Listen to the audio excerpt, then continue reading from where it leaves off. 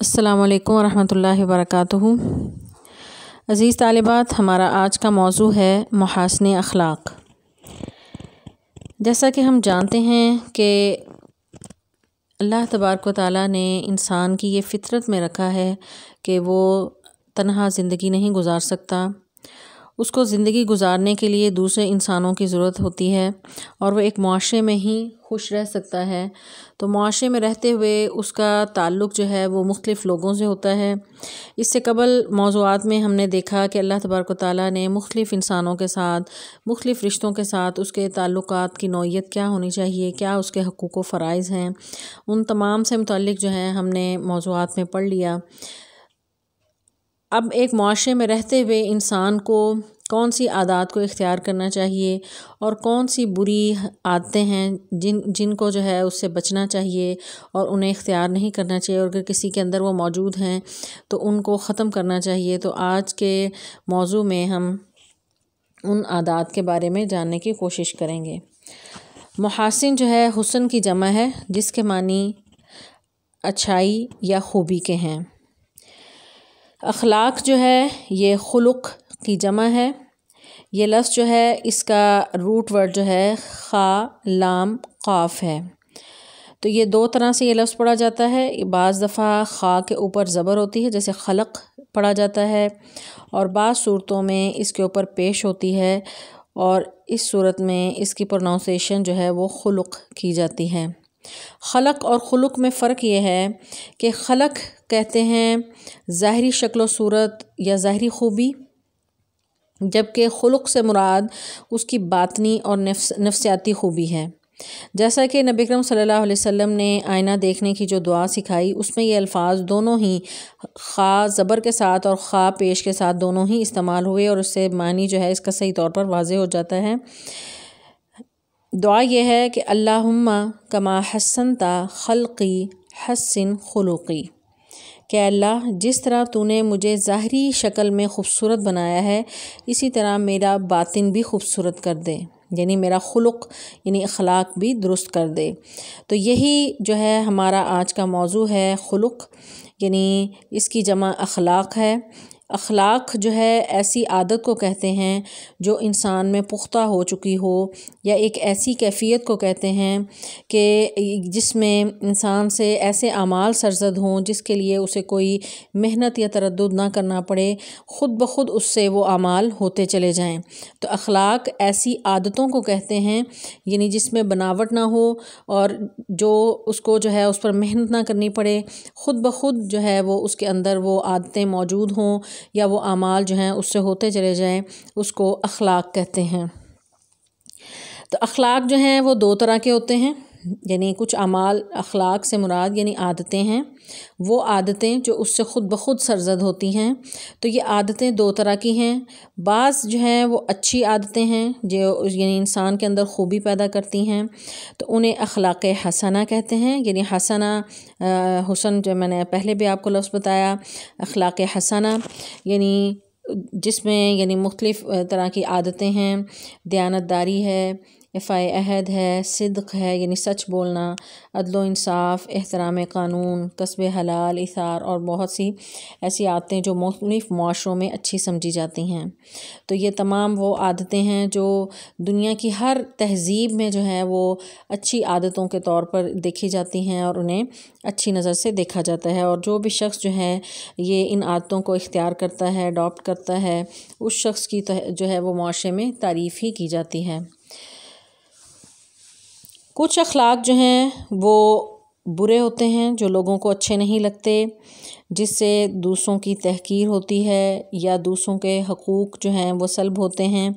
تو ایسی عادتیں جو ہیں وہ اخلاق رذیلہ کہلاتی ہیں، یعنی بری عادتیں۔ تو جیسے جھوٹ بولنا، غیبت کرنا اور بے انصافی کرنا، ظلم کرنا، وعدہ توڑنا، حرام مال کھانا اور دوسروں کے ساتھ زیادتی کرنا، اور بہت سے۔ تو یہ جو ہے یعنی مختلف عادتیں ہیں یعنی اخلاق سے مراد وہ عادتیں جو خود بخود انسان سے سرزد ہوں. کچھ اچھی عادتیں ہوتی ہیں جنہیں اخلاق حسنہ کہتے ہیں، کچھ بری عادتیں ہیں جنہیں اخلاق رذیلہ کہتے ہیں. تو آج کے موضوع میں ہم اخلاق حسنہ کے بارے میں پڑھیں گے. آپ کے بک میں تو اس کی طویل فہرست ہے، 7 موضوعات ہیں، لیکن چونکہ اب آپ کا سلیبس مختصر کیا ہے گورنمنٹ نے، تو وہ اسمارٹ سلیبس میں آپ کے 4 موضوعات اس حوالے سے شامل ہیں آپ کے سلیبس میں. اس میں دیانتداری ہے، عدل و انصاف ہے، کسب حلال اور ایثار. تو آج کے لیسن میں ہم ان موضوعات کے بارے میں دیکھیں گے. سب سے پہلے جو اخلاق حسنہ میں ایک اچھی عادت سمجھی جاتی ہے وہ دیانتداری ہے. دیانتداری جو ہے، یہ لفظ جو ہے وہ دین سے نکلا ہے، یعنی ایماندار کا لفظ بھی ہم اردو میں استعمال کرتے ہیں. اس میں عام طور پر جو ہے دیانتداری سے جو معنی لیا جاتا ہے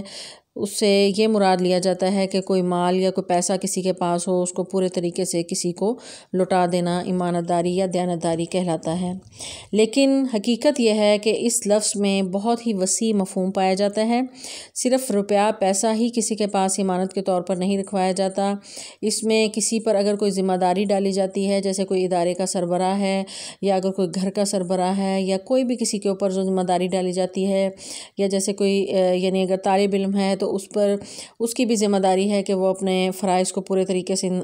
سر انجام دے. تو جو بھی ذمہ داری کسی بھی شخص پر ڈالی جاتی ہے وہ اس کے پر امانت ہے. اور امانت کے بارے میں اللہ تبارک و تعالیٰ قرآن پاک میں فرماتے ہیں کہ ان اللہ یأمرکم ان تؤدوا الامانات الی اہلھا، کہ تم امانتیں جو ہیں ان کے اہل لوگوں کے ہی سپرد کرو. اہل سے مراد یعنی جو جس قابل ہو اس کو ہی وہ ذمہ داری دو. یہ نہیں کہ ایک شخص جو ہے وہ اس قابل ہی نہیں ہے، وہ پڑھا لکھا نہیں ہے، وہ اس چیز کو جانتا ہی نہیں ہے اور آپ اس پر ذمہ داری لاد دیں. تو امانت داری کے لیے پہلی جو شرط ہے وہ یہ ہے کہ آپ دیکھیں کہ وہ شخص اس کے قابل ہے یا نہیں. اگر وہ اس کے قابل ہے تو اس پر جو ہے وہ ذمہ داری دی جائے، اور اگر وہ یعنی میرٹ کی بنیاد پر جو ہے وہ کسی کو ذمہ داری دی جائے. دوسرا یہ کہ جب امانت مل جائے تو پھر اللہ تعالیٰ کو حکم دیتے ہیں فَلْيُؤَدِّ الَّذِي اؤْتُمِنَ أَمَانَتَهُ، یعنی جس پر اعتماد کیا گیا ہے یا جس پر امانت ڈالی گئی ہے، جس کو اس قابل سمجھا گیا ہے کہ وہ اس ذمہ داری کو ادا کر سکتا ہے، تو فَلْيُؤَدِّ الَّذِي اؤْتُمِنَ أَمَانَتَهُ، تو پھر اس کو چاہیے کہ وہ اپنی امانت کو صحیح طریقے سے ادا کرے. تو یہ ایک ایسی صفت ہے، ایسی عادت ہے کہ جسے اللہ تبارک و تعالیٰ نے جو ہے مومنین کی صفت بیان کی. قرآن پاک میں اللہ تعالیٰ فرماتے ہیں کہ وَالَّذِينَ هُمْ لِأَمَانَاتِهِمْ وَعَهْدِهِمْ رَاعُونَ، وہ لوگ جو اپنی ایمانتوں اور اپنے عہدوں کو پوری طرح جو ہے محفوظ رکھتے ہیں. خیانت کی ممانعت کی یعنی اس کا اپوزٹ جو ہے وہ خیانت ہے. یعنی اخلاق حسنہ میں جو ہے دیانتداری ہے، اور اگر اسی کا ہی اپوزٹ کر لیا جائے اخلاق رذیلہ جو ہے اس میں خیانت ہے. تو خیانت کے بارے میں اللہ تبارک و تعالیٰ سورہ انفال میں فرماتے ہیں کہ یا ایھا الذین آمنوا لا تخونوا اللہ ورسولہ وتخونوا اماناتکم وانتم تعلمون، کہ اے ایمان والو اللہ اور اس کے رسول کی ایمانتوں میں خیانت نہ کرو اور نہ ہی اپنی ایمانتوں میں خیانت کرو جیسا کہ تم جانتے ہو. تو یعنی اللہ اور اس کے رسول کی ایمانتیں کیا ہیں کہ ہم نے کلمہ پڑھا اور اللہ اقرار کیا کہ اللہ ہم صرف تیری عبادت کریں گے اور تیرے ساتھ کسی کو شریک نہیں کریں گے. رسول اللہ صلی اللہ علیہ وسلم کا کلمہ پڑھا کہ آپ کو ہم اپنا رہبر مانیں گے، کسی اور کی پیروی نہیں کریں گے. تو اب یہ کلمہ جو ہے ہمارے پاس ایمانت ہے. تو اس ایمانت کا تقاضا یہ ہے کہ ہم جو ہے وہ اللہ کی ذات میں شریک نہ کریں اور رسول اللہ صلی اللہ علیہ وسلم کے علاوہ کسی اور کو رہبر رہنما نہ مانیں. تو یعنی اور اس کے علاوہ جب اللہ اس کے رسول کو اپنا رہبر اور رہنما مان لیا اور تو پھر اللہ اس کے رسول کے احکامات پر صحیح طریقے سے عمل کیا جائے. یہی اللہ اور اس کے رسول کی ایمانتیں ہیں. تو ان ایمانتوں کا صحیح طور پر ہر مسلمان جو ہے وہ اس کے اوپر یہ ذمہ داری عائد ہوتی ہے کہ وہ ان ایمانتوں کا خیال رکھے. قرآن جو ہے وہ اللہ تبارک و تعالیٰ نے نازل کیا، مسلمانوں پر فرض کیا کہ اس سے ہدایت پائیں. تو یہ امانت ہے۔ تو اس اور اس کے بارے میں قرآن پاک میں بھی اللہ تعالیٰ فرماتے ہیں کہ ہم نے اس امانت کو پہاڑوں پہ جو ہے وہ نازل کرنا چاہا اور مخلوقات پر کرنا چاہیے، لیکن سب نے انکار کیا، تو انسان نے اس امانت کو قبول کیا، یعنی قرآن بھی امانت ہے۔ تو اس امانت کا خیال رکھنا، اور یعنی خیال سے مراد یہ کہ اس پر صحیح طریقے سے عمل کرنا، اس کو پڑھنا اور اس کا علم سیکھنا، یہ ہر مسلمان پر لازم ہے جس نے بھی کلمہ پڑھا ہے۔ پھر جو ہے وَلَا تَخُونُوا أَمَانَاتِكُمْ، پھر یعنی اللہ اس کے رسول کے بعد جو ہے عام لوگوں کے ساتھ بھی، یعنی جو بھی کوئی ذمہ داری اگر کسی نے ڈالی ہے، کسی ادارے کی کوئی ذمہ داری دی، گھر کی ذمہ داری دی، یا کوئی یعنی کوئی معمولی چیز جو ہے وہ بطور امانت دی، یا کوئی بھی ذمہ داری دی، تو ان امانتوں کا صحیح طور پر خیال رکھنا جو ہے وہ ضروری ہے۔ اور اگر کوئی خیانت کرتا ہے تو رسول اللہ صلی اللہ علیہ وسلم فرماتے ہیں کہ قیامت کے دن جو ہے وہ جو بھی خیانت کرے گا وہ خیانت والی چیز کے ساتھ اللہ کے سامنے پیش ہوگا۔ تو رسول اللہ صلی اللہ علیہ وسلم ایک حدیث ہے، اس کا مفہوم میں آپ کو بتاؤں گی کہ نبی اکرم صلی اللہ علیہ وسلم نے فرمایا کہ یعنی تم اس حالت میں نہ قیامت کے دن آنا کہ کسی نے یعنی بکری جو ہے وہ اپنے کندھوں پر اٹھائی ہوگی، کسی نے اونٹ اپنے کندھوں پر اٹھایا ہوگا، یعنی جس نے اس دنیا میں خیانت کی یا کسی کا مال لوٹا اور جو ہے وہ ایمانت داری کو چھوڑتے ہوئے خیانت کا راستہ اختیار کیا، تو اس خیانت والی چیز کو قیامت کے دن وہاں پر اس کے کندھوں پر جو ہے وہ بوجھ بن کر سوار ہوگی۔ تو امانت ایسی خوبی ہے کہ اللہ تبارک و تعالیٰ نے بطور خاص انبیاء کا وصف جو ہے نام لے کر قرآن پاک میں بیان کیا ہے۔ حضرت نوح علیہ السلام، حضرت ہود، حضرت صالح، لوط علیہ السلام، شعیب علیہ السلام، موسیٰ علیہ السلام، ان تمام انبیاء کا نام لے کر اللہ تعالیٰ نے فرمایا کہ انی لکم رسول امین، کہ وہ سب یہ کہتے سورہ شعراء میں اللہ تعالیٰ فرماتے ہیں کہ میں تمہاری طرف بہت ہی ایماندار رسول جو ہے وہ بنا کر بھیجا گیا ہوں۔ تو رسول اللہ صلی اللہ علیہ وسلم کے بارے میں بھی ہم جانتے ہیں کہ اہل مکہ انہیں صادق اور امین کے الفاظ سے یاد کیا کرتے تھے۔ آپ کا لقب جو ہے وہ امین تھا، آپ ایمانتوں کا بہت خیال رکھتے تھے۔ نبی صلی اللہ علیہ وسلم فرماتے ہیں کہ لا ایمانہ لمن لا امانت لہ، اس شخص کا ایمان ہی نہیں جس میں امانت داری نہیں، یعنی جو امانت داری نہیں یہ صرف اختیار کرتا، اس وصف کو اختیار کرتا، تو ایسے شخص کا ایمان مکمل نہیں ہے۔ پھر آپ نے فرمایا کہ مجلسوں میں جو گفتگو ہوتی، جو باتیں ہوتی ہیں، وہ بھی امانت ہوتی ہیں۔ جیسے کہ میں نے آپ کو اس سے پہلے بتایا کہ عمومی طور پر یہ کنسیپٹ پایا جاتا ہے صرف روپیہ پیسہ اگر کسی کے پاس رکھا ہے تو وہ امانت سمجھا جاتا ہے، تو یہ راز جو ہیں یہ بھی امانت ہوتے ہیں۔ اگر کوئی کسی مجلس میں بیٹھا ہے، وہاں کوئی خاص بات ہوئی ہے، اگر وہ وہیں سے اٹھ کر جا کر وہ باہر بات لیک کرتا ہے تو یہ بھی امانت میں خیانت ہے۔ آپ نے فرمایا المجالس الامانہ، مجلسیں بھی، مجالس جو ہیں محفل میں کی جانے والی باتیں بھی امانت ہیں۔ پھر آپ نے فرمایا ایک اور حدیث ہے کہ جس سے مشورہ کیا جائے تو اس کے پاس بھی امانت سپرد کر دی جاتی ہے، یعنی اگر کوئی شخص کسی سے مشورہ کرتا ہے تو مشورہ دینے والے کو چاہیے کہ اس کی بات کو جو ہے وہ اپنے پاس ہی سنبھال کر رکھے، اس نے اس پر اعتماد کیا تو اس پر جو ہے وہ اس کو آگے لوگوں میں نہ پھیلائے۔ نبی صلی اللہ علیہ وسلم نے منافقین کی نشانیاں بتائیں۔ آپ نے فرمایا کہ آیت المنافق ثلاثہ، منافق کی 3 نشانیاں ہیں۔ اذا حدث کذب، جب بات کرے تو جھوٹ بولے، واذا وعد خلف، وعدہ کرے تو خلاف ورزی کرے، واذا اؤتمن خان، جب امانت دی جائے تو اس میں خیانت کرے۔ یعنی یہ 3 آپ نے اس میں بد خصلتیں بتائی ہیں، اخلاق رذیلہ بتائے ہیں منافقین کے، کہ منافق جس شخص کے اندر یہ 3 عادتیں پائی جائیں تو ایسا شخص جو ہے وہ سمجھ جانا چاہیے کہ وہ منافق ہے۔ یعنی وہ بات کرے تو جھوٹ ہی بولے، وعدہ خلافی کرے، اور امانت رکھوائی جائے تو اس کا بھی پاس نہ رکھے۔ تو یہ اب ہمیں جو ہے اس بات پر غور و فکر کرنا چاہیے کہ کہیں یہ عادتیں ہمارے اندر تو نہیں پائی جاتی ہیں، ہمارے ارد گرد کسی شخص میں اگر پائی جاتی ہیں تو آپ یعنی اس سے اندازہ لگایا جا سکتا ہے کہ منافقت جو ہے، منافق یعنی اس کے بارے میں بہت زیادہ وعید آئی ہے کہ ان المنافقین فی الدرک الاسفل من النار۔ قرآن پاک میں تعالیٰ فرماتے ہیں کہ منافق جو ہیں وہ جہنم کے سب سے نچلے گڑھے میں ہوں گے۔ تو یہ ان بری عادتوں سے بچنا چاہیے۔ نبی صلی اللہ علیہ وسلم نے فرمایا کہ جب امانت ضائع ہونے لگے تو قیامت کا انتظار کرو۔ صحابہ نے فرمایا کہ امانت کیسے ضائع ہو؟ تو آپ نے فرمایا کہ جب عہدہ اور حکومت غلط لوگوں کے ہاتھوں سونپ دی جائے تو امانت ضائع ہو جاتی ہے۔ یعنی جیسا کہ اس سے پہلے میں نے آیت بھی آپ کو بتائی کہ ان اللہ یامرکم ان تؤدوا الامانات الی اہلھا، کہ اللہ تعالیٰ فرماتے ہیں کہ اہل لوگوں کا سپرد جو ہے امانتیں کرو۔ تو ذمہ داری جو عہدہ ہوتا ہے یہ بہت بڑی ذمہ داری ہوتی ہے۔ کسی بھی ملک کی سربراہی، کسی ادارے کی سربراہی ایک بہت بڑی ذمہ داری ہوتی ہے۔ تو وہ ذمہ داری اگر غیر اہل لوگوں کو دے دی جائے تو گویا ایسے ہی ہے جیسے امانت ضائع کر دی۔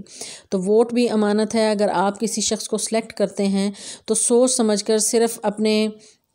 ذاتی مفاد کے لیے نہیں، یا خاندان کی وجہ سے نہیں، یا کسی بھی وجہ سے نہیں، بلکہ صحیح شخص کا انتخاب کرنا جو ہے وہ ضروری ہے، کیونکہ اگر صحیح شخص کا انتخاب نہیں کیا تو گویا امانت ضائع ہو گئی، اور امانت ضائع ہو جائے تو گویا قیامت کا پھر انتظار کرنا چاہیے۔ دیانتدار تاجر جو ہے اس کے لیے نبی صلی اللہ علیہ وسلم نے بڑی خوشخبری سنائی۔ آپ نے فرمایا کہ جو امانت دار تاجر ہے وہ قیامت کے دن صدیقین، شہداء اور صالحین کے ہمراہ ہوگا۔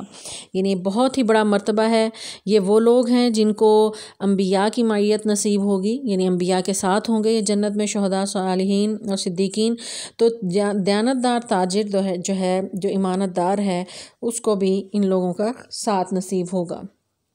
نبی اکرم صلی اللہ علیہ وسلم کے اگر اسوہ کو ہم دیکھیں تو آپ صلی اللہ علیہ وسلم نبوت سے پہلے ہی صادق اور امین کے لقب سے مشہور تھے، کہ بیت اللہ میں ایک سال بہت بارشیں ہوئیں اور عمارت گر گئی، اور اس کو دوبارہ جب تعمیر کرنے قریش مکہ نے تعمیر کیا تو حجر اسود کا نصب کرنے کا جب موقع آیا تو وہ آپس میں بہت ان کا جھگڑا ہوا، اختلاف ہوا، قریب تھا کہ جنگ و جدل وہاں ہو جاتی۔ تو آخر جو ہے فیصلہ یہ کیا کہ جو شخص سب سے پہلے حرم میں داخل ہوگا وہ فیصلہ کرے گا کہ یہ حجر اسود کو نصب جو ہے وہ کون کرے گا۔ تو اگلی صبح سب سے پہلے رسول اللہ صلی اللہ علیہ وسلم آئے تو آپ کو دیکھ کر وہ سب پکار اٹھے، ھذا الامین رضینا بحکمہ، کہ یہ امین ہے، ہم ان کے فیصلے پر راضی ہیں۔ یعنی آپ صلی اللہ علیہ وسلم نے اس سے پہلے ان کے اس معاشرے میں آپ رہے، آپ نے اپنے کردار کو پیش کیا، اور وہ لوگ جانتے تھے کہ آپ کے اندر یہ اخلاق حسنہ پائے جاتے ہیں، آپ کے اندر یہ خوبیاں نبوت سے پہلے ہی پائی جاتی تھیں، آپ کو وہ صادق اور امین کہتے تھے۔ تو اپنے اتنے اہم اور بڑے بڑے فیصلے آپ سے کروانے پر وہ فخر محسوس کرتے تھے۔ تو آپ صلی اللہ علیہ وسلم کو دور سے آتا دیکھ کر وہ بے اختیار پکار اٹھے کہ یہ امین ہیں، یہ صحیح فیصلہ کریں گے، اور آپ نے پھر فیصلہ کیا۔ اسی طرح جب آپ ہجرت کر کے گئے، یعنی آپ کے وہ لوگ جانی دشمن تھے، تو رسول اللہ صلی اللہ علیہ وسلم اس وقت یعنی اپنی جان بچانے کے بجائے آپ کو فکر یہ لگی ہوئی تھی کہ اپنی ایمانتیں جو ان لوگوں کی ہیں میرے پاس ہیں وہ ان کو واپس کر کے جاؤں۔ تو آپ نے اپنے چچا زاد بھائی حضرت علی رضی اللہ تعالیٰ عنہ کو وہ امانتیں دیں، اور حضرت علی رضی اللہ تعالیٰ عنہ کی بھی جرأت اور بہادری کو جو ہے وہ سلام ہے کہ وہ اس بستر پر کہ جس پر انہیں پتہ تھا کہ آج جو ہے دشمن نے حملہ کرنا ہے اور جان کو بھی خطرہ ہے، لیکن رسول اللہ صلی اللہ علیہ وسلم کے حکم کو مانتے ہوئے اور امانتوں کا خیال رکھتے ہوئے حضرت علی رضی اللہ تعالیٰ عنہ نے اپنے آپ کو پیش کیا اور اس بستر پر سوئے، اور پھر وہ امانتیں تمام لوگوں کی، اور وہ انہی کافروں کی تھیں، وہ امانتیں واپس کر کے جو ہے وہ مدینہ تشریف لے گئے۔ تو اسی طرح نبی صلی اللہ علیہ وسلم کی تمام زندگی جو ہے ان خوبیوں سے بھری ہوئی ہے۔ آپ جو ہے وہ بہت زیادہ جو ہے وہ امانتوں کا خیال رکھتے تھے، اور آپ کی اسی خوبی کی وجہ سے حضرت خدیجہ رضی اللہ تعالیٰ عنہ نے آپ جب سامان تجارت لے کر گئے تو انہوں نے بہت زیادہ جو ہے وہ متاثر ہوئیں، اور انہوں نے پھر نکاح کا پیغام بھیجا۔ تو اس لیے یہ ایک بہت ہی جو ہے وہ اچھی عادت ہے، اس کو اختیار کرنا چاہیے۔ جو بھی شخص جو ہے، اگر جو شخص امانت دار ہوتا ہے تو اس کی ظاہر معاشرے میں عزت ہوتی ہے، جیسا کہ رسول اللہ صلی اللہ علیہ وسلم کا میں نے واقعہ بتایا کہ وہ لوگ جو ہیں بہت زیادہ رسپیکٹ کرتے تھے اور فخر محسوس کرتے تھے کہ ظاہر ہے جو امانت دار ہے، پتہ ہے کہ وہ جو ہے وہ کسی چیز کا ہیر پھیر نہیں کرے گا، تو لوگ اس پر اعتماد کرتے ہیں، اعتماد میں اضافہ ہوتا ہے، کاروبار اور تجارت میں برکت ہوتی ہے، باہم محبت اور اخوت کے جذبات پیدا ہوتے ہیں۔ تو نہ صرف اس دنیا میں بلکہ اللہ تعالیٰ آخرت میں بھی اس شخص کے لیے آسانیاں پیدا کرتے ہیں۔ تو اس لیے جو شخص امانت دار ہو، ایمان کا خیال رکھنے والا ہو، اپنی ذمہ داریوں کو صحیح طور پر ادا کرنا جانتا ہو، تو لوگ جو ہیں وہ نہ صرف اللہ تعالیٰ اس دنیا میں اس کو عزت عطا کرتے ہیں بلکہ آخرت میں بھی اس کا ساتھ جو ہے یعنی انبیاء، صدیقین، شہداء اور صالحین جیسے عظیم لوگوں کے ساتھ ہوگا۔ اگلی جو خوبی جو ہے اخلاق حسنہ میں سے وہ ہے عدل و انصاف۔ عدل کہتے ہیں کسی بھی چیز کو اس کا جائز مقام دینا، یعنی صحیح مقام پر رکھنا، برابر کرنا، توازن قائم کرنا۔ تو یہ تمام معنی جو ہیں یہ عدل کے ہیں۔ تو انصاف کے معنی ہیں برابر برابر تقسیم کرنا۔ عام اصطلاح میں عدل و انصاف کا معنی یہ ہے کہ ہر شخص کے ساتھ صحیح معاملہ کرنا جس کا وہ حقدار ہے، اور اس کی ضد یعنی اس کا اپوزٹ جو ہے وہ ظلم ہے۔ عدل کے معنی ہے کسی چیز کو جائز مقام دینا، ظلم کا معنی ہے کہ کسی سے اس کا جائز مقام چھین کر کسی اور کو دے دینا۔ تو قرآن پاک میں عدل کے لیے لفظ جو ہے وہ قسط بھی آیا ہے، قاف سین طا، تو اعتدال کا لفظ بھی اسی سے نکلا ہے۔ تو قرآن پاک میں اس کی بہت زیادہ تاکید کی گئی ہے۔ اللہ تعالیٰ فرماتے ہیں ان اللہ یامر بالعدل والاحسان، کہ اللہ تمہیں عدل اور انصاف جو ہے اس کا حکم دیتا ہے۔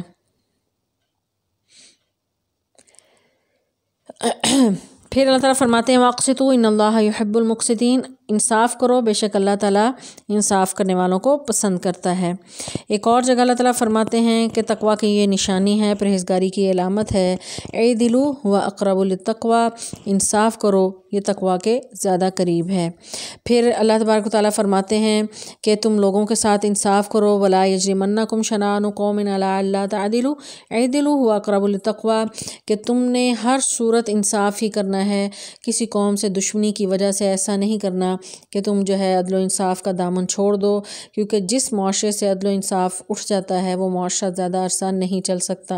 یعنی یہ مشہور مقولہ ہے کہ شرک کی حکومت تو چل جاتی ہے لیکن ظلم کی حکومت نہیں چلتی۔ یعنی جہاں پر عدل نہیں ہوگا ظلم ہوگا، تو جہاں ظلم ہو وہ معاشرہ زیادہ دیر، وہ قوم زیادہ دیر نہیں چل سکتی۔ اس لیے عدل و انصاف کسی بھی معاشرے کے اندر ایک اچھی خوبی سمجھی جاتی ہے۔ نبی اکرم صلی اللہ علیہ وسلم فرماتے ہیں کہ قیامت کے دن جب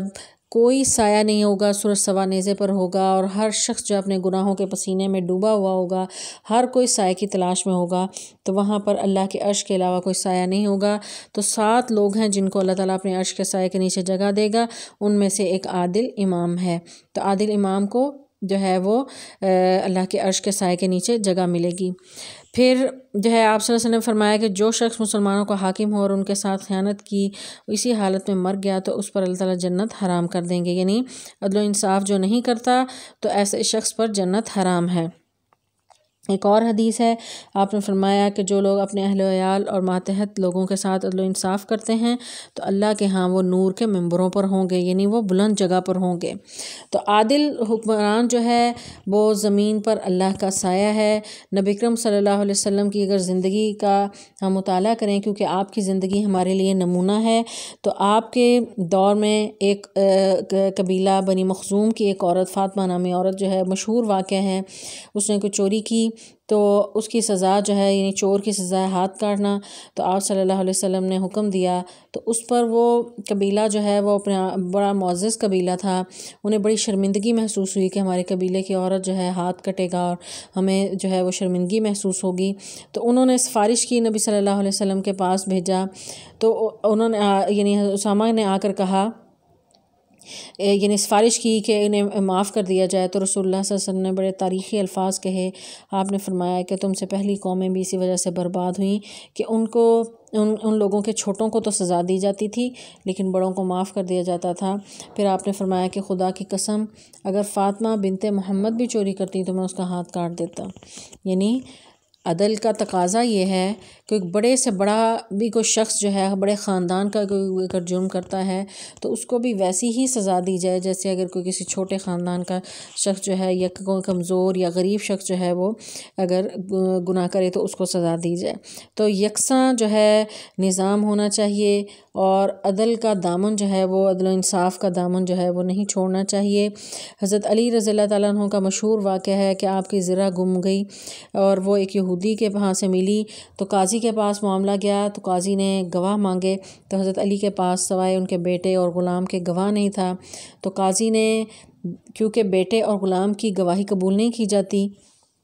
قاضی نے جو ہے فیصلہ حضرت وہ یہودی کے حق میں کیا۔ تو اس پر یہودی جو ہے وہ پکار اٹھا کہ جس دین میں اس قدر عدل و انصاف ہے، حضرت علی رضی اللہ تعالیٰ عنہ اس وقت حکمران تھے، کہ اس نے کہا کہ اس قدر عدل و انصاف ہے کہ یقیناً وہ دین سچا دین ہے۔ وہ حکمران ہوتے ہوئے عدالت میں حاضر ہوئے اور گواہ نہ پیش کرنے کی وجہ سے جو ہے وہ فیصلہ قاضی جو ہے وہ یہودی کے حق میں کر رہا ہے، اور وہ جانتا تھا کہ حضرت علی جو ہے وہ حق پر ہیں، لیکن گواہی پوری نہ ہونے کی وجہ سے فیصلہ ان کے خلاف ہوا ہے، تو اس پر جو ہے وہ شخص مسلمان ہو گیا۔ تو عدل و انصاف کے بے شمار فائدے ہیں۔ اگر جو ہے وہ عدل و انصاف معاشرے میں قائم کیا جائے تو وہاں ظلم ختم ہو جاتا ہے، ظاہر ہے ظالم کو اس کے ظلم کی سزا ملے گی، اور مظلوم کا جو ہے وہ اس کے دکھ کا مداوع ہوگا، تو ظلم کا خاتمہ ہوگا، ترقی و خوشحالی کا ذریعہ بنے گا، تقوی کا حصول جو ہے وہ ممکن ہوگا اس سے، دل ہوا اقرب للتقوی، جیسا کہ اللہ تعالیٰ فرماتے ہیں کہ عدل و انصاف کرو، یہ تقوی کے زیادہ قریب ہے۔ اسی طرح جنت کے حصول کا یہ ذریعہ ہے۔ عدل و انصاف جب ہوتا ہے تو ہم نے یعنی حدیث بھی پڑھی کہ نور کے ممبروں پر ایسے لوگ ہوں گے، تو ایک پرامن معاشرہ تشکیل پاتا ہے۔ ظاہر ہے ظالم کو جو خوف ہوگا کہ مجھے اس کی سزا ملے گی تو وہ ظلم سے باز آ جائے گا، باہمی اعتماد اور بھائی چارے کی فضا پیدا ہوگی، عزت و وقار میں اضافہ ہوتا ہے۔ اللہ کا حکم ہے جب انسان مانتا ہے تو اللہ کی محبت جو ہے وہ اس کے نتیجے میں اس کو ملتی ہے۔ تو اس طرح عدل و انصاف کے بے شمار فائدے ہیں۔ معاشرے میں، ایک اچھے معاشرے میں جو ہے جس میں عدل و انصاف قائم ہو تو وہ معاشرہ جو ہے وہ ترقی کرتا ہے، اور ظلم جس معاشرے میں ہو، عدل اور انصاف اٹھ جائے، وہ معاشرہ زیادہ عرصہ تک زندہ نہیں رہ سکتا۔ اگلا موضوع ہے کسب حلال۔ کسب کے معنی ہیں، کسب کہتے ہیں کمانا، حلال کے معنی جائز کے ہیں۔ کسب حلال سے مراد حلال روزی کمانا، یعنی اللہ اور اس کے رسول کے بتائے ہوئے طریقے کے مطابق روزی کمانا، کیونکہ اللہ تعالیٰ نے انسان کو پیدا کیا اور اس کو زندہ رہنے کے لیے کھانے پینے کی ضرورت ہے، اس کی ضروریات زندگی ہیں، ضروریات زندگی کے لیے پورا کرنے کے لیے اس کو وہ انسان کماتا ہے۔ تو کمانے کے لیے بھی اصول جو ہیں وہ اسلام نے دیے ہیں، وہ طریقے جو ہیں وہ جائز ہونے چاہیے، حلال طریقے سے روزی کمائے اور حلال چیز ہی کھائے، تو کسب حلال کا حکم دیا گیا ہے۔ اللہ تعالیٰ نے انبیاء کو بھی مخاطب کر کے کہا کہ حلال کھاؤ، پوری انسانیت کو مخاطب، یعنی اس میں کافر اور مسلمان سب شامل ہیں، سب کو کہا کہ حلال کھاؤ۔ پھر خاص طور پر مومنین کو حکم دیا کہ تم بھی حلال کھاؤ۔ تینوں آیات جو ہیں وہ میں آپ کے سامنے رکھتی ہوں۔ اللہ تعالیٰ فرماتے ہیں کہ یا ایھا الرسول کلوا من طیبات واعملوا صالحا، کہ اے رسولو کھاؤ صاف ستھری چیزیں اور کرو بھلا کام۔ پھر انسانوں کو فرمایا مخاطب ہو کہ یا ایھا الناس کلوا مما فی الارض حلالا طیبا، کہ اے تمام لوگو تم زمین میں سے حلال اور طیب چیزیں کھاؤ۔ پھر مسلمانوں کو تاکید کی کہ یا ایھا الذین آمنوا کلوا من طیبات ما رزقناکم، کہ اے ایمان والو تم پاکیزہ چیزیں جو ہم نے تمہیں دی ہیں اس میں سے کھاؤ۔ تو یعنی پاکیزہ کا یعنی یہ ایسا حکم ہے کہ الگ الگ تمام یعنی گروہوں کو مخاطب ہو کر اللہ تعالیٰ نے حکم دیا ہے کہ تم پاکیزہ چیزیں کھاؤ اور حرام سے بچو اور حلال ذرائع اختیار کرو، حلال ہی کماؤ۔ بہت سی احادیث بھی ہیں، نبی صلی اللہ علیہ وسلم فرماتے ہیں کہ وہ جسم جنت میں داخل نہیں ہوگا جو حرام سے پلا بڑھا ہو۔ پھر آپ نے فرمایا کہ الکاسب و حبیب اللہ، کہ محنت سے روزی کمانے والا، حلال کمانے والا جو ہے وہ اللہ کا دوست ہے۔ پھر ایک اور حدیث میں آپ نے فرمایا کہ سب سے بہترین کھانا اپنے ہاتھ کی کمائی ہے، اور اللہ کے نبی حضرت داؤد علیہ السلام جو ہیں وہ اپنے ہاتھ کی کمائی کھایا کرتے تھے۔ ایک اور حدیث ہے، آپ صلی اللہ علیہ وسلم نے فرمایا کہ فرض عین کے بعد جو کام اللہ نے فرض کیے ہیں ان میں رزق حلال بھی ہے۔ طلب الحلال فریضۃ علی کل مسلم، نبی صلی اللہ علیہ وسلم فرماتے ہیں کہ حلال رزق کمانا ہر مسلمان پر فرض ہے۔ پھر نبی صلی اللہ علیہ وسلم کے پاس ایک شخص آیا اور اس نے یعنی کچھ مانگا، آپ صلی اللہ علیہ وسلم نے یعنی مشہور واقعہ ہے، آپ نے پہلے کلاسز میں پڑھا بھی ہوا ہے، تو آپ نے انہیں اس شخص کو کہا کہ تمہارے پاس کچھ سامان ہے، انہوں نے کہا کہ جو ہے ایک چادر ہے اور ایک پیالہ ہے، آپ نے وہ منگوایا اور اسے وہ بیچ کر کلہاڑا لے کر دیا، اور وہ جنگل میں جا کر لکڑیاں کاٹتا رہا، اور پھر وہ جب کچھ دنوں کے بعد آیا تو اس کے پاس کھانے پینے کا وافر سامان موجود تھا۔ تو یعنی ہاتھ سے جو کماتا ہے اور حلال کماتا ہے، اللہ تعالیٰ ایسے رزق میں برکت عطا کرتے ہیں، لیکن جو حلال نہیں کھاتا اس کے بارے میں آپ صلی اللہ علیہ وسلم فرماتے ہیں کہ جو شخص حرام کا لقمہ کھاتا ہے اس کی 40 دن تک عبادت قبول نہیں ہوتی، اور حرام کمانے والے شخص کا صدقہ بھی قبول نہیں ہوتا۔ یعنی جو کھاتا ہے تو عبادت قبول نہیں، اللہ کے راستے میں بھی دیتا ہے، یعنی وہ نیکی کا کام ہے تو وہ بھی اس کا قبول نہیں ہوگا۔ اور آپ صلی اللہ علیہ وسلم نے فرمایا کہ جو چیز تجھے شک میں ڈال دے اسے چھوڑ دے اور اس چیز کی طرف توجہ کرو جو تجھے شک میں نہ ڈالے۔ داما یوریبک الی ما لا یوریبک، آپ صلی اللہ علیہ وسلم فرماتے ہیں کہ اس چیز کو چھوڑ دو جو تمہیں شک میں ڈالتی ہے اور اس چیز کو اختیار کرو جو شک میں نہیں ڈالتی۔ تو حلال رزق کمانا، حلال ذرائع اختیار کرنا اور حلال ہی کھانا اور حلال ہی طریقے سے اس کو خرچ کرنا ہر مسلمان پر لازم ہے، اور اس کے لیے مکمل اسلام نے رہنمائی کی ہے۔ اور کچھ چیزیں جو ہیں نبی صلی اللہ علیہ وسلم فرماتے ہیں کہ حلال بھی واضح ہیں اور حرام بھی واضح ہیں، اور کچھ شک شبہ والی چیزیں ہیں، اور اس شخص نے اپنے ایمان کو بچا لیا جو ان شک شبہ والی چیزوں سے بچ گیا۔ یعنی حلال چیزوں کو اختیار کرے، حرام سے بچے، اور کچھ چیزیں جن کے بارے میں اس کو نہیں پتہ یہ حلال ہے یہ حرام ہے تو ان سے بھی بچ جائے تو وہ بہتر ہے اپنے ایمان کو اگر بچانا ہے۔ تو حرام کھانے والے کے بارے میں نبی صلی اللہ علیہ وسلم کی ایک حدیث ہے کہ ایک شخص جو طویل سفر کر کے آئے، اس کے اتنے لمبے سفر سے وہ آیا کہ اس کے لباس اجڑا ہوا،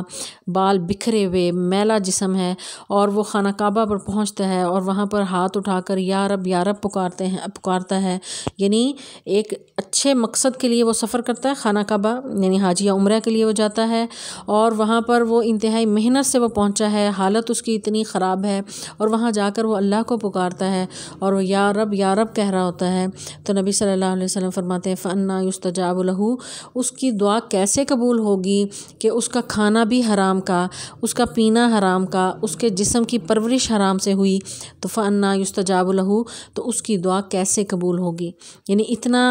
عمل جو ہے وہ دیکھنے کے حوالے سے بہت عظیم عمل ہے کہ وہ حج یا عمرے کے لیے گیا ہے اور خانہ کعبہ یعنی اللہ کے عظیم گھر میں کھڑا ہے اور خانہ کعبہ کے آگے کھڑا ہو کر اللہ کو پکار رہا ہے، تو پھر بھی اللہ تعالیٰ قبول نہیں کرے گا ایسے شخص کی عبادت اگر اس نے حرام کا لقمہ کھایا ہے۔ تو اس چیز پر بہت ہی توجہ کرنی چاہیے، اور یعنی حرام کھانے والے کی دعا قبول نہیں ہوتی۔ تو آج ہم پریشان ہوتے ہیں، شکوہ کرتے ہیں اللہ سے کہ ہماری دعائیں قبول نہیں ہوتی، تو اس سے سب سے پہلے ہمیں اپنے ذرائع آمدنی پر توجہ کرنی چاہیے کہ وہ کہاں سے آ رہے ہیں۔ حرام کا لقمہ جس پیٹ میں جائے گا تو ظاہر ہے اس کی دعا قبول نہیں ہوگی، اور اس کی دعا تو کیا عبادت قبول نہیں ہے، اللہ کے راستے میں دیتا ہے تو وہ قبول نہیں ہے۔ تو اس لیے اس پر بہت زیادہ توجہ دینے کی ضرورت ہے۔ اگر اپنی عبادتیں قبول کرنی ہیں تو پھر جو ہے وہ اپنے اس جسم کی پرورش جو ہے وہ حلال رزق سے کرنی چاہیے۔ اگر حلال جو ہے وہ انسان کمانے لگے اور حلال ہی ذرائع اختیار کرے تو معاشرے سے بد امنی اور افراتفری کا خاتمہ ہو جائے گا، کہ انسان کے اندر قناعت پیدا ہوگی، اسے پتہ ہے کہ میرے رب نے میرے لیے کون سے جائز ذرائع رکھے ہیں، تو وہ جو ہے انہی پر جو ہے وہ قناعت کرے گا اور وہی راستے اختیار کرے گا، معاشرے میں ترقی اور خوشحالی آئے گی۔ کیونکہ حرام کمانے کے لیے جب راستے کھول دیے جاتے ہیں تو چوری، ڈکیتی اور مختلف قسم سے رشوت کے ذریعے مختلف ذرائع جو ہے وہ اختیار کیے جاتے ہیں،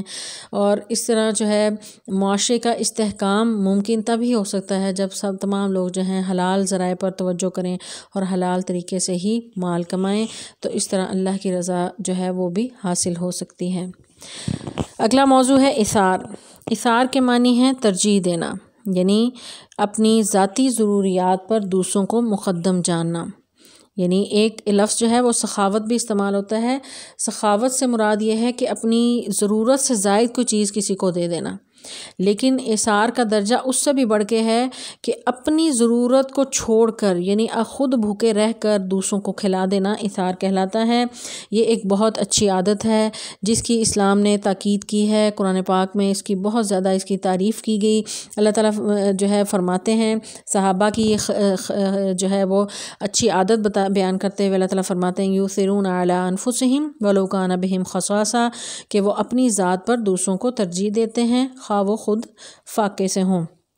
اس آیت کا پس منظر یہ ہے کہ نبی اکرم صلی اللہ علیہ وسلم کے پاس ایک مہمان کوئی آیا تو آپ نے صحابہ سے پوچھا کہ کون ہے جو اس کو میرے مہمان کو آج رات اپنے گھر ٹھہرائے۔ تو صحابہ کو ظاہر ہے ہر نیکی کے عمل میں بہت زیادہ خواہش ہوتی تھی کہ ہم آگے ایک دوسرے سے بڑھیں، سبقت لے جانے کی کوشش کرتے تھے۔ تو وہ صحابی نے کہا کہ میں آج جو ہے وہ آپ کے اس مہمان کو اپنے گھر ٹھہراؤں گا۔ تو وہ مہمان کو لے کر جب گھر پہنچے، بیوی سے پوچھا کہ کھانے کو کچھ ہے، انہوں نے کہا کہ ایک ہی شخص کا جو ہے وہ یعنی ظاہر ہے وہ شوہر کا ہی کھانا اس نے رکھا ہوا تھا، تو ایک ہی شخص کا کھانا ہے، تو اور گھر میں کھانے کا کچھ بھی نہیں تھا، تو وہ صحابی نے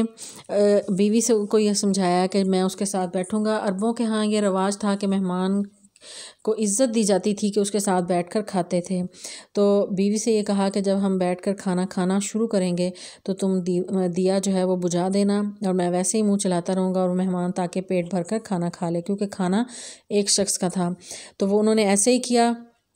خود بھوکے سوئے، مہمان کو پیٹ بھر کر کھانا کھلایا، اور یعنی انہوں نے اس واقعے کا ذکر کسی سے نہیں کیا، اور صبح یہ آیت نازل ہو گئی اور اللہ تعالیٰ نے تعریف کی، نبی صلی اللہ علیہ وسلم کو اطلاع ہو گئی کہ میرے اس صحابی نے رات یہ اثار کا جو ہے وہ مظاہرہ کیا ہے۔ اللہ تعالیٰ نے تعریف کی کہ یؤثرون علی انفسہم ولو کان بہم خصاصہ، کہ وہ اپنی ذات پر دوسروں کو ترجیح دیتے ہیں، یعنی انہوں نے یہ نہیں کہا کہ میرے پاس کھانے کو کچھ نہیں ہے، یا وہ جو ہے وہ بخل دکھاتے، تو مہمان کو تکریم دی اور انہیں اپنے گھر لے کر گئے۔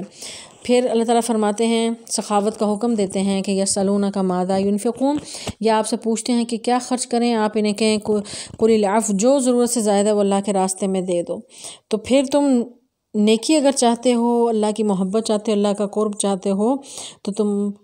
اس وقت تک حاصل نہیں کر سکتے جب تک تم اپنی پسندیدہ ترین چیز اللہ کے راستے میں نہ دے دو۔